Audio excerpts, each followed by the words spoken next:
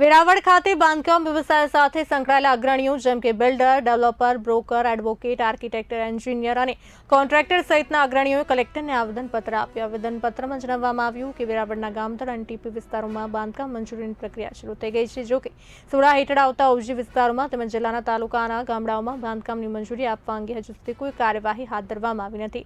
બાંધકામ ક્ષેત્રે જોડાયેલા ધંધાર્થીઓ અગાઉ પણ ગામતળ અને ટીપી વિસ્તારોમાં મંજૂરીમાં વિલંબ થતા આવેદનપત્ર આપ્યું હતું, જેના પરિણામે ત્યાં પ્રક્રિયા શરૂ થઈ શકી હતી. હવે તેઓ વેરાવળના ઓજી વિસ્તાર તેમજ જિલ્લાના તમામ તાલુકાના ગામડાઓમાં બાંધકામ મંજૂરી પ્રક્રિયા તાત્કાલિક શરૂ કરવાની માંગ કરી રહ્યા છે. સોમનાથ અર્બન ડેવલપમેન્ટ એરિયા દ્વારા મંજૂરી આપવામાં થતી ધીમી કામગીરી સામે વેપારીઓએ તાત્કાલિક કાર્યવાહીની માંગ કરી. આવેદનપત્રમાં લેખિત રજૂઆત દ્વારા બાંધકામ મંજૂરીની પ્રક્રિયાને સરળ બનાવવા અને ઓજી વિસ્તારમાં તાત્કાલિક મંજૂરી આપવા પર ભાર મૂકવામાં આવ્યો.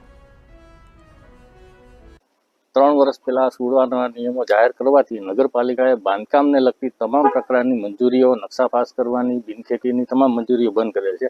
આ અગાઉ અમે નાયબ કલેક્ટર કચેરીમાં આવેદન આપ્યું હતું.